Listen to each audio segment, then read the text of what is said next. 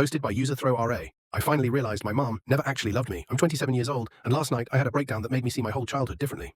I think my mum never actually loved me. Not really. It's a strange thing to admit, because who wants to believe their own mother was incapable of love? But the more I think about it, the more I realize I've spent my entire life trying to convince myself she did. I was the middle child. My older sister Megan was the perfect one. Honor roll, cheerleader, always the one mum bragged about at family gatherings.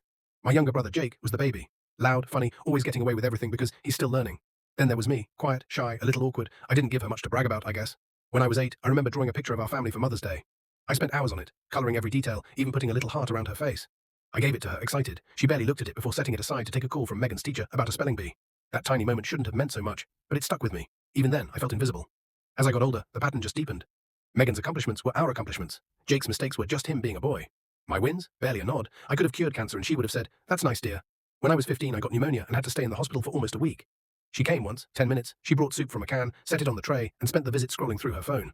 She left early because Jake had a baseball game. Dad stayed overnight once, awkwardly patting my hand, trying to make up for her absence. But I could tell even he'd given up fighting her coldness. College was my first real taste of freedom. I got a scholarship and left home as fast as I could. I called a few times that first year, but she always sounded irritated, like I was interrupting her. Eventually, I stopped trying. When graduation came, she didn't show up. She said she had a migraine. My dad came alone and said she'd watched the live stream. Years later, I decided to visit home again. First time in nearly a decade. Megan had a baby, Jake was engaged, and I thought maybe, just maybe things had changed. Maybe we could start over. The moment I walked in, she greeted me like a distant acquaintance. No hug, just, "You look tired." The house felt smaller, colder. She talked about Megan's husband's new job, Jake's wedding plans, her garden, but never once asked about my life. I mentioned my art, my partner, my new apartment, and she just nodded, eyes glazed over, waiting to change the subject. At dinner, she looked around the table and said, "I'm so proud of my family." She listed everyone's accomplishments, except mine. That night, I sat in the old guest room and just stared at the ceiling, feeling like that quiet middle child all over again, the one who kept trying to earn a love that was never really there. When I left the next morning, she walked me to the door. No hug, no "I love you," just "drive safe." I said, "Okay, Mum. Bye." She didn't even look up from her coffee. Halfway home, I pulled over on the side of the road and cried. The kind of deep, aching cry that feels like it's coming from years of silence.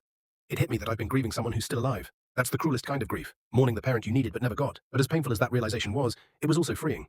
Because now I know there's nothing left to chase. I don't need her approval, her affection, or her validation. I can stop trying to fix something that was never my fault. Maybe one day I'll forgive her, maybe I won't. But for the first time, I'm done blaming myself for being unlovable. I wasn't the problem, I was just the child who kept hoping she'd notice. And I finally know it's okay to stop hoping.